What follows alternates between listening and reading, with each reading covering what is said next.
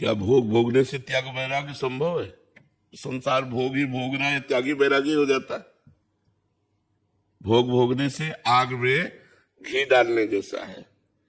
जैसे आग में जितना घी डालते जाओ वो और प्रज्वलित होती जाती है, शांत नहीं होती। भोग भोगने से भोगाशक्ति प्रबल होती है।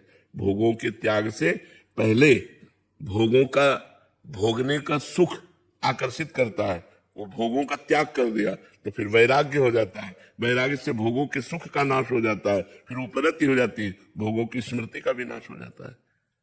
ये थोड़ी कि भोग भोगने से भोगाशक्ति नष्ट हो जाती है, भोग भोगने से भोगाशक्ति प्रबल होती है।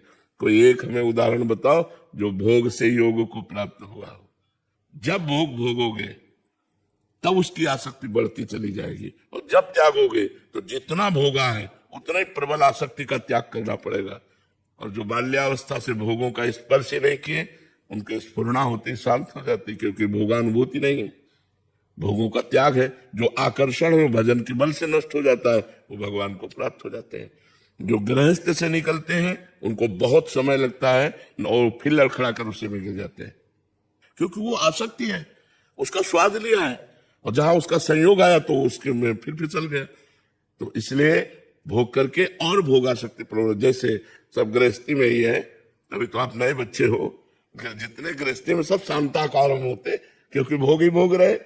लेकिन उल्टा है, जो भोग के त्यागी है वो शांत है। त्यागा शांति निरंतरम, भगवान ने कहा त्याग से, भोगों के त्याग से शांति प्राप्त होती है, भोग भोगने से थोड़ी होती है। पर भोग का त्याग करना कोई खिलवाड़ नहीं है। भोग का आकर्षण जब होता है उसको ना भोगो तो हृदय जलता है, मन जलाता है, और उस जलन को जो सह गया वही महात्मा। यम ही न व्यथ्यन्ते पुरुषम पुरुषर्षभ सम दुखा सुखाधीनम स्वमृतत्वाय कल्पते। जो भोगों को ना भोगने से हृदय में जलन होती है, उस जलन की व्यथा को जो सह गया वही परम पद का अधिकारी हो जाता है। यम ही न व्यथ्यन्ते, जो व्यथित नहीं होता, यम ही न व्यथ्यन्ते ते पुरुषम पुरुषर्षभ, हे पुरुषों में श्रेष्ठ अर्जुन, जो भोगों के त्याग की व्यथा से या द्वंद्वों की व्यथा से व्यथित नहीं होता, सुख दुख को समान समझने वाला, वही महान परम पद अमृत पद का अधिकारी होता है। तो ऐसा कैसे हो सकता है? त्याग करने पर शांति मिलती, भोगने से नहीं। भोग भोगने पर शांति नहीं मिलती।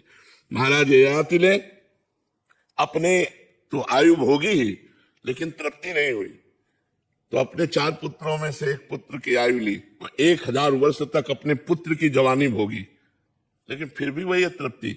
तब उन्होंने लिखा, महाराज ययाति ने, कि एक पुरुष को विश्व की समस्त स्त्रियां समस्त जौधान्य भोग दे दिए जाएं तो भी वो तृप्त नहीं हो सकता, तो भी वो तृप्त नहीं हो सकता। आखिरकार त्याग ही किया, अपने पुत्र की अवस्था वापस कर दी और आप अपनी वृद्धावस्था स्वीकार कर ली।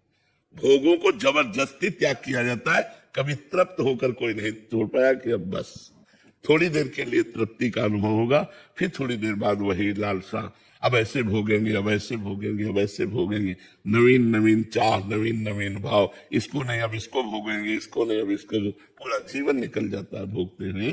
कभी शांति थोड़ी प्राप्त होती है। और आज से नहीं भोगेंगे, अब शांति शुरू हो जाएगी। तो जो भोग आवे उसका त्याग करते हुए जिनसे शरीर यात्रा होती है, बस उतना नहीं तो वो संत हो जाता है, वो महात्मा बन जाता है।